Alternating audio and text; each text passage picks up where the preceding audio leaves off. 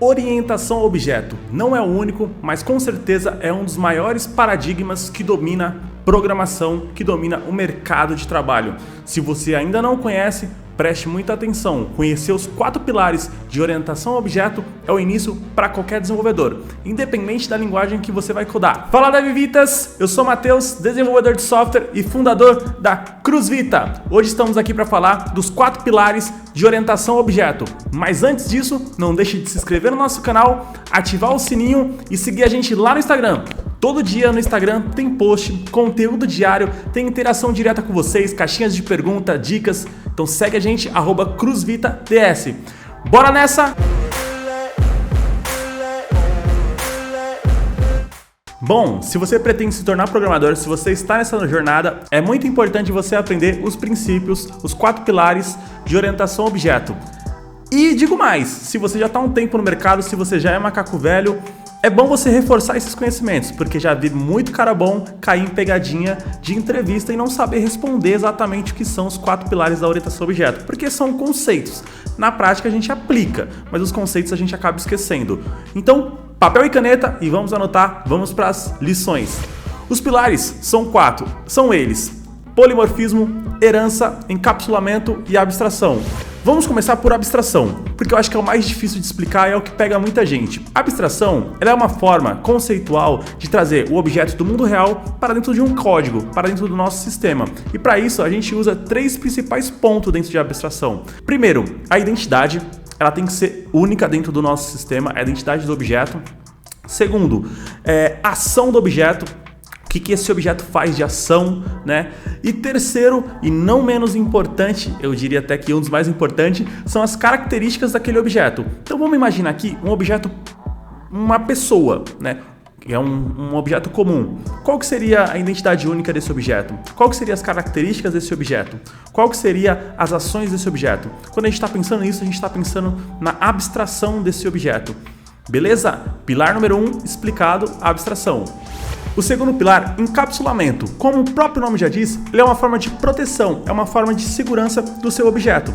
Ao invés de você acessar diretamente ou de forma externa, acessar diretamente o seu objeto, você vai criar funções que são determinadas, que são responsáveis por acessar os atributos, atribuindo valor ou recuperando o valor do seu objeto. Assim você implementa uma camada de segurança ao seu objeto e não faz com que ele fique exposto externamente. A gente conhece muito os getters e setters, por exemplo, dentro de Java, que são uma forma de implementar encapsulamento.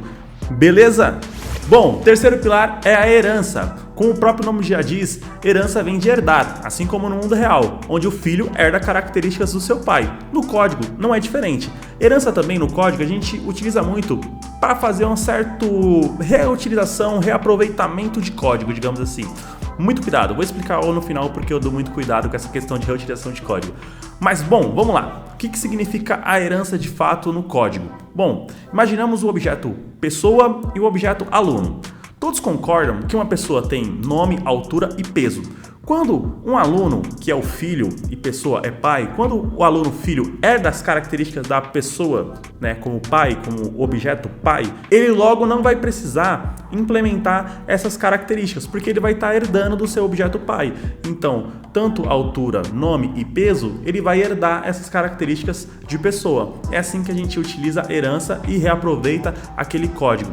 Tem muito mais coisa a fundo, mas basicamente é isso. Herança é herdar as características, né, entre pai e filho. Basicamente é isso. E aí a gente pode entrar em muitas coisas, mas aí não é necessário agora. Basta você entender isso.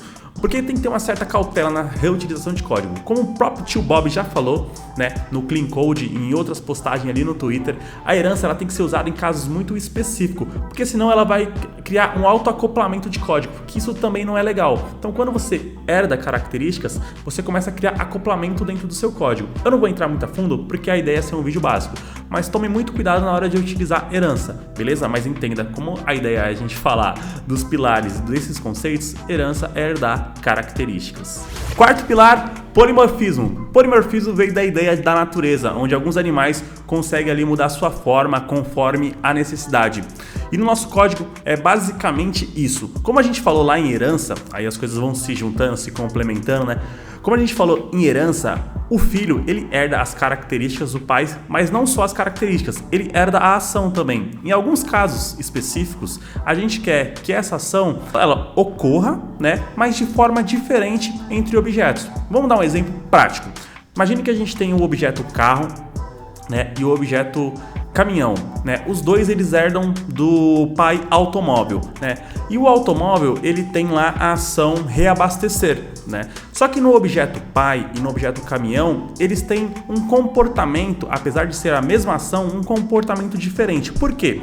Por exemplo, no caminhão vai ter uma validação nessa ação se o combustível, né, se o líquido injetado ele é diesel, né, e no carro vai ter uma validação se é gasolina ou etanol. Então são comportamentos diferentes, porém para a mesma ação. Então o polimorfismo é essa ideia da gente ter a mesma ação herdando a mesma ação, porém tendo uma implementação, né, a palavra correta seria mais essa, tendo uma implementação de forma diferente, variando ali de acordo com a necessidade de cada objeto. Então são esses os 4 pilares de orientação a objeto. Espero que você tenha anotado aí, não caia mais em pegadinhas, não caia mais nessas brincadeiras, nessas entrevistas aí que a gente perguntas de conceito, mas isso acontece. Mas é muito importante também para quem está começando a programar e para quem já é programador ter esses conceitos em mente para que na hora de programar você extraia o melhor desses conceitos, beleza? Como eu falei no começo, orientação a objeto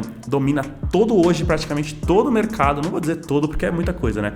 Mas domina boa parte do mercado, boa parte das maiores linguagens, das linguagens mais conhecidas no mercado brasileiro, né? Elas atuam, né? Elas têm por trás o conceito de orientação a objeto. Então espero que esse vídeo tenha ajudado muito vocês e qualquer dúvida deixa aí nos comentários, deixa o seu joinha também no vídeo. Como eu falei, siga a gente no Instagram, conteúdo diário, todos os dias a gente tem post novo com dica, a gente tem interação ali, então segue a gente no Instagram também, @cruzvitads, corre lá, não deixe de seguir a gente por lá também.